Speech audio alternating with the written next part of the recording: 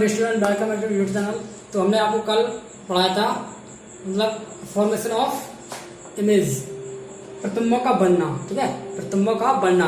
अब हम इसके बाद आज हमारा लेक्चर नंबर है 5। क्या है लेक्चर नंबर 5? इसमें आज आपको पढ़ाएंगे यानी relation between F and R, focal length और रेडियस ऑफ कर्वेचर में संबंध। ठीक है, मतलब फोकस दूरी और वक्रता त्रिज्या में संबंध क्या होता है वो आज आपको पढ़ाएंगे। तो हमारी हेडिंग रहेगी relation between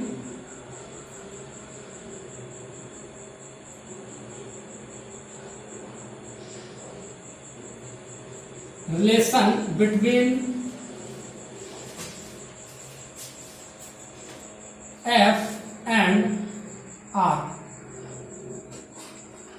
relation between F and R. F क्या है? Focal length. एंड आर क्या है? रेडियस ऑफ कर्वेचर, वक्रता त्रिज्या। तो वक्रता त्रिज्या आर तथा फोकस दूरी एफ में संबंध आपको किसान करना करूं। एफ और आर में संबंध क्या होता है? ठीक, वो भी किसके लिए? F and R for concave mirror, for concave mirror. अवतल दर्पण के लिए वक्रता त्रिज्या तथा फोकस दूरी में संबंध स्थापित कीजिए। ठीक, तो सबसे पहले हम आपको इसमें बताएंगे क्या relation between F and R for concave mirror, यानी अवतल दर्पण के लिए फोकस दूरी एफ व वक्रता त्रिज्या आर में संबंध। ठीक है, यानी फोकस दूरी एफ और वक्रता त्रिज्या आर में संबंध क्या होता है। ठीक, तो हमें वही फाइंड करना है। ठीक है, तो एफ और आर में संबंध क्या होता है। तो सबसे पहले हम आपको इसमें बनाएंगे फिगर। क्या क्या बताएंगे? फिगर। इसका जो फिगर बनेगा कुछ इस प्रकार का होगा। ये हमारा क्या? ये हमारा एक कॉनकेव मिरर है, ये इसकी क्या? मुख्य अक्ष। ये क्या? इसकी मुख्य अक्ष है। अब यहां से मैंने एक कोई डाली, इस पर किरण, क्या डाली? किरण। इस किरण का नाम है पी क्यू, पी और क्यू। इस दर्पण पर मैंने एक कोई किरण डाली, इसका नाम क्या है? P Q. अब ये परावर्तन के पश्चात फोकस बिंदु एफ से होकर जाएगी। कहां से जाएगी? फोकस बिंदु एफ से। क्यों जाएगी फोकस बिंदु एफ से? क्योंकि ये जो किरण है मुख्य अक्ष के समांतर है, इसीलिए परावर्तन के पश्चात फोकस बिंदु एफ से होकर जाएगी।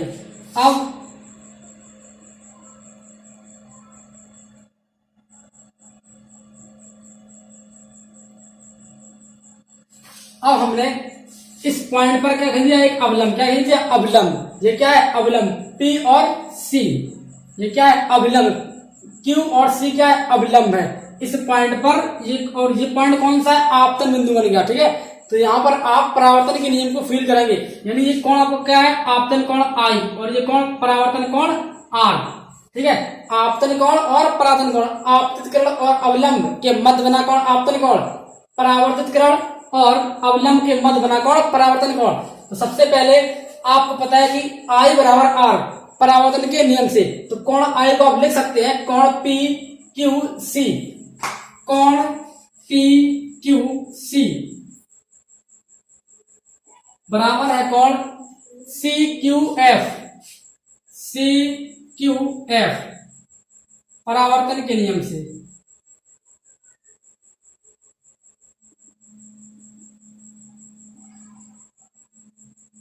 समीकरण नंबर 1। अब P Q C, P Q C कोण पी क्यू सी बराबर कोण क्यू सी एफ। कोण पी क्यू सी बराबर कोण क्यू सी एफ एकांतर कोण। समीकरण नंबर 2।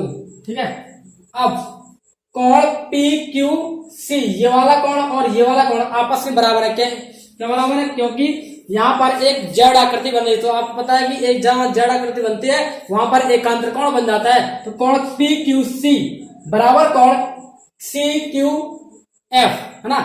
कोण पी क्यू सी ये वाला कोण और कोण क्यू सी एफ ये वाला कोण, ये दोनों कोण कैसे है? बराबर। क्यों बराबर है? क्योंकि यहाँ पर जेड आकृति बनी और जेड आकृति करते हैं डिनोट किसको? एकांतर कोण को। तो ये कौन सा कोण है? एकांतर कोण। तो ये वाला कोण इसके बराबर हो गया। ठीक है, अब फ्रॉम फर्स्ट एंड सेकंड, समीकरण नंबर 1 और 2 से, फ्रॉम फर्स्ट एंड सेकंड। अब इस वाले की LHS और इस वाले की LHS बराबर है, इस वाले की LHS और इस वाले की LHS बराबर है। तो हम करेंगे समीकरण नंबर 1 व 2 से फ्रॉम फर्स्ट एंड सेकंड। तो कोण सी क्यू एफ बराबर कौन क्यू सी एफ, कौन सी क्यू एफ बराबर कौन क्यू सी एफ। ठीक है, अब कौन C Q F, C Q F यानी ये वाला कोण, और कौन क्यू सी एफ और ये वाला कोण। आपका कौन कौन कौन सा, एक ये वाला कोण है ये, और एक ये वाला कोण। अब ये कोण और ये कोण है, ठीक। अब ये दोनों कोण किसमें आ रहे हैं, ये दोनों कोण आ रहे हैं किसमें, त्रिभुज सी क्यू एफ में। ये वाला कोण और ये वाला कोण, ये दोनों कोण किसमें आ रहे हैं, ये दोनों कोण आ रहे हैं हमारे त्रिभुज सी क्यू एफ में। तो आप क्या लिखेंगे यहां पर,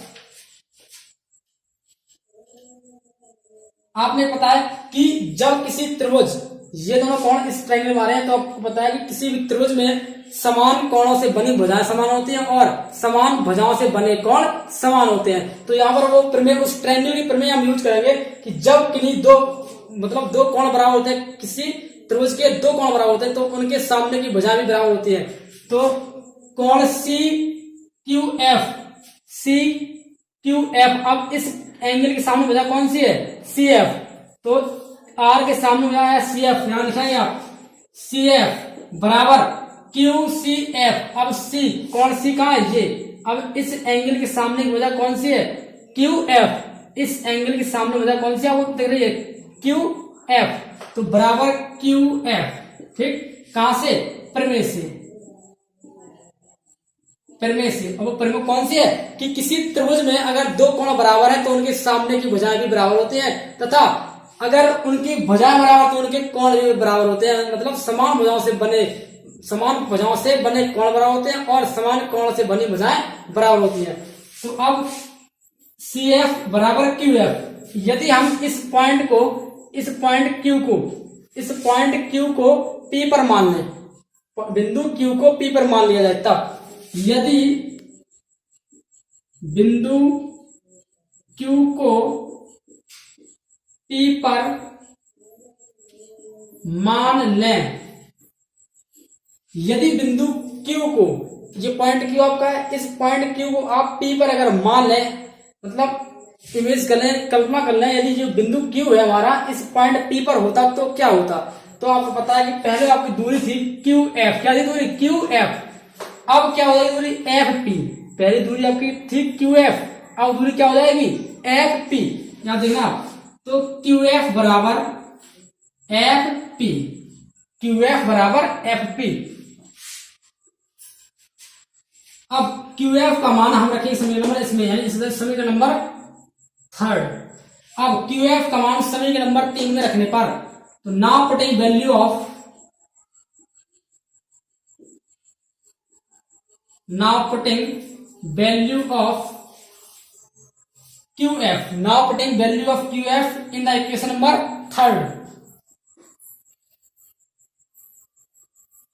ठीक है, अब QF का मान समीकरण नंबर 3 में रखने पर, now putting value of QF in the equation number 3। तो जब रखेंगे तो हमें मिलेगा क्या, CF बराबर PF या PF, QF बराबर F या PF। अब CF का मान क्या है, CF आपको पता है कि यहां से इस पॉइंट P से F तक की दूरी क्या होगी, माइनस की F। अब ये माइनस में क्यों है, क्योंकि अगर हम यहाँ पे चतुर्थांश बना दें तो ये अब ये x प्लस ये x माइनस, तो ये अब यहां से लेकर यहां तक माइनस x, मतलब x की ऋण डायरेक्शन है यहाँ पर, तो इसीलिए हम यहां से लेकर यहां तक दूरी लगे ऋणात्मक। कौन सी लगे दूरी, ऋणात्मक, क्योंकि ये दूरी जो आपकी एक्स अक्ष की नेगेटिव डायरेक्शन पर है। ठीक, इसीलिए तो F माइनस में, और यहां से लेकर ये आपका है माइनस का R यानी वक्रता त्रिज्या, ये फोकस दूरी माइनस का F। अब CF को आप लिख सकते हैं, इस CF दूरी को आप लिख सकते हैं CP/2, जो आपकी CF है वो पूरी दूरी की आधी है, तो आप CF को लिख सकते हैं क्या, CF बराबर CP/2, क्योंकि दूरी CF पूरी दूरी CP की आधी है। ठीक है, कि इस CF दूरी को आप लिख सकते हैं CP/2, क्योंकि ये दूरी CF है वो पूरी दूरी की आधी है। ठीक, तो हम लिखेंगे यानी CF को क्या लिखेंगे, CP/2, CP/2 बराबर FP, क्या लिखेंगे, FP। अब आपको पता है कि CP का मान यहाँ क्या है, सीपी का मान आपका है आर, क्या है माइनस का आर, ठीक है। तो माइनस का आर बटे 2 इज इक्वल माइनस का एफ। अब एफ टी क्या है माइनस का एफ, सी आर क्या है माइनस का आर। अब हम वैल्यू करो, यानी सीपी का मान क्या है माइनस का आर और सी आर पी एफ का मान क्या है माइनस का F. Minus minus plus cancel out, तो एफ बराबर आर बाई 2, हैंस प्रूव। तो आप बोल रहे यहां से कि एफ और आर में संबंध क्या है कि किसी दर्पण की यानी अवतल दर्पण की फोकस दूरी वक्रता त्रिज्या की आधी होती है, ठीक। किसी अवतल दर्पण की फोकस दूरी उसकी वक्रता त्रिज्या की आधी होती है। तो ये हमारा था रिलेशन, ठीक है, एफ और आर में।